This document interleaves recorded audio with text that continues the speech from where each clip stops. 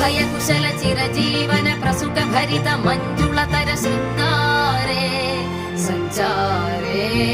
अधर रुचित मधुरित भग सुधन कनक प्रशम निरत बांधव्ये मांगल्ये मम तव सति समदश शत मुद मन शुभ सुमन लयिव सुसुत सहित कामं विरह रहित भावम् आनंद भोगम्